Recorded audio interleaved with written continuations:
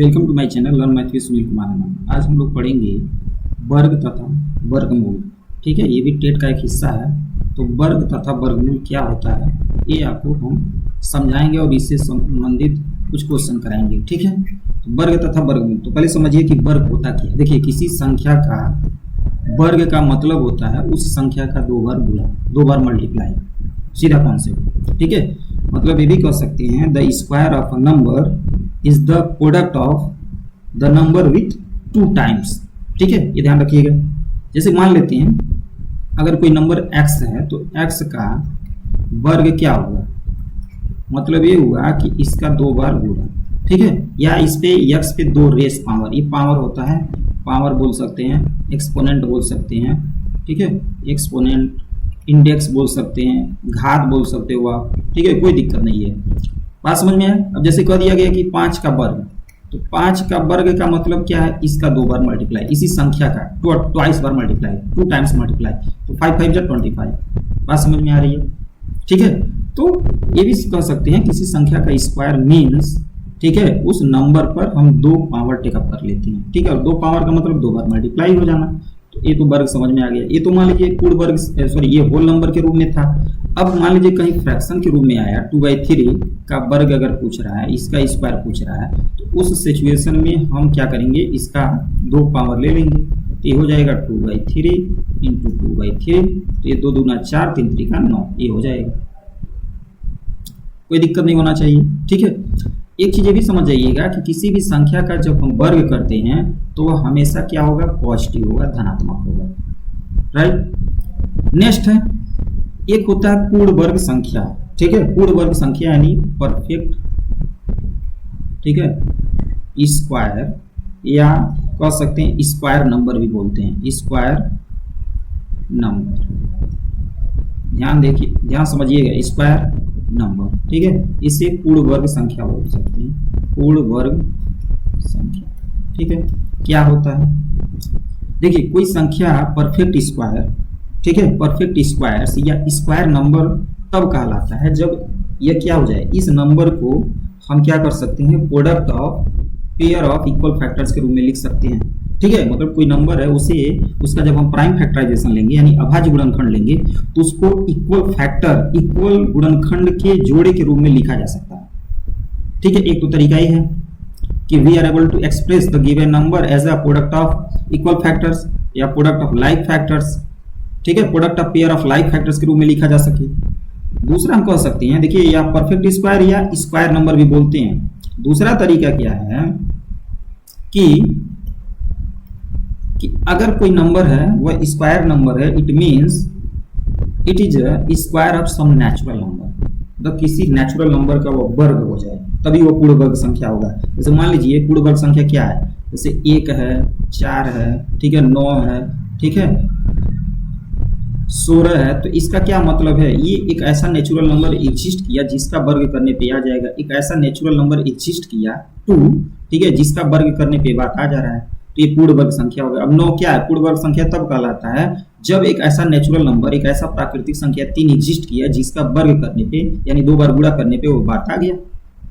ठीक है, ये बात हो गया। तो ये सारे नंबर्स क्या है, पूर्ण वर्ग संख्या। या ऐसे भी कह सकते हो आप कि जैसे 16 एक पूर्ण वर्ग संख्या है, इसका मतलब ये हुआ कि इसका जब प्राइम फैक्टराइजेशन लेंगे तो ये बात आएगा। तो हम क्या हो गया, we are able to write it as a product of pair of equal factors के रूप में लिख सकते हैं। मतलब सेम फैक्टर के पेयरिंग फॉर्म में लिखा जा सकता है। कोई ऐसा नंबर एग्जिस्ट नहीं किया, कोई ऐसा प्राइम नंबर एग्जिस्ट नहीं किया जो अनपेयर्ड हो, जिसका जोड़ा ना बन सके। तो ये आपका क्या है, पूर्ण वर्ग संख्या है या परफेक्ट स्क्वायर नंबर। ये बात क्लियर हो रही है सभी को समझ में आना चाहिए। ठीक है, तो पूर्ण वर्ग संख्या मतलब हम सिंपल कॉन्सेप्ट समझिए कि अ परफेक्ट या a natural number is called perfect square number या square number if it is a square of some natural number. ठीक है, चलिए अब हम वर्गमूल की बात कर लेते हैं। इसी वक्त वर्गमूल, जिसे अंग्रेजी में बोलते हैं स्क्वायर रूट, बहुत इंपॉर्टेंट टॉपिक्स है। देखिए किसी संख्या का जो स्क्वायर रूट होता है यानी वर्गमूल होगा, जैसे मान लीजिए हमने एक नंबर ले लिया x, तो इसका स्क्वायर रूट का मतलब ये है, यहाँ पे 2 छिपा रहता, साइलेंट रहता, लिखते नहीं है। ठीक है, तो इसका वर्गमूल वह संख्या y होगा जिसका वर्ग करने पे, y का वर्ग करने पे ये नंबर प्राप्त हो जाएगा। सीधा कॉन्सेप्ट है, या सीधा सीधा कह सकते हैं किसी संख्या का वर्गमूल वह संख्या होता है जिसका वर्ग करने पे वो नंबर प्राप्त हो जाए। ठीक है, जैसे अगर हम 16 ले लिए, ठीक है, तो इसका वर्गमूल वह संख्या 4 मिलेगा, ठीक है, जिसका वर्ग करने पे वह नंबर प्राप्त हो जा रहा है। देखिए 4 चौके 16 प्राप्त हो गया कि नहीं? तो सीधा कॉन्सेप्ट हो गया वर्गमूल का।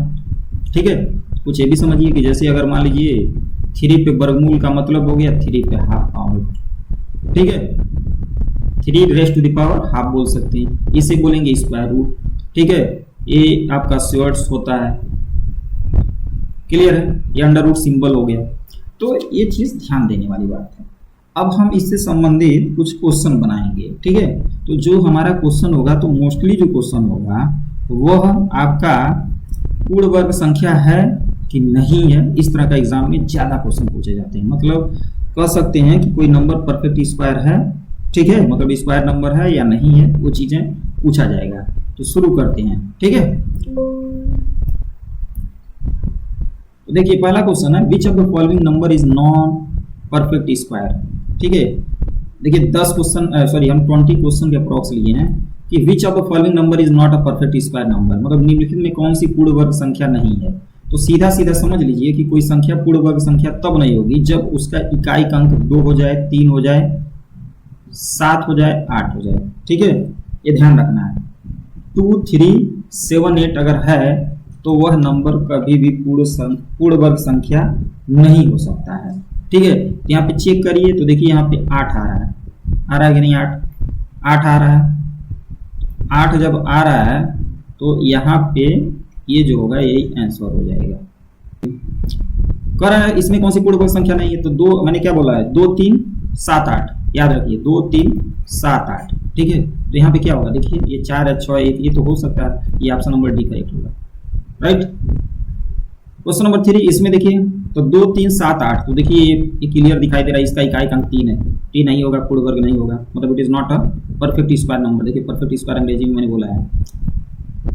निम्नलिखित में कौन सी संख्या पूर्ण वर्ग नहीं है, सेम क्वेश्चन, तो ये 7, देखिए ये 7 ये नहीं होगा, ऑप्शन नंबर बी करेक्ट है। निम्नलिखित में कौन सी संख्या पूर्ण वर्ग नहीं है, तो एक और प्रॉपर्टी है, कोई संख्या पूर्ण वर्ग संख्या नहीं है जब उसका इकाई अंक 2, 3, 7, 8। दूसरा क्या है कि अगर उसमें जो odd times number of zeros आ रहे हैं। ठीक है, ऑड टाइम्स का मतलब हो गया 1 आ जाए, 3 आ जाए, 5 आ जाए। ठीक है, इस तरह है, पेयरिंग में ना आए, तो वैसे जो संख्या होगा वो भी पूर्ण वर्ग संख्या नहीं होगा। तो यहाँ पे देखिए ये जोड़े में आया, लेकिन यहाँ पे 3 आया, तो ये आपका आंसर होगा, यही पूर्ण वर्ग नहीं होगा, it is not a perfect square number. ठीक है, या स्क्वायर नंबर। राइट, अब इसमें कह रहा है कि which of the following can not be unit digit of perfect square number.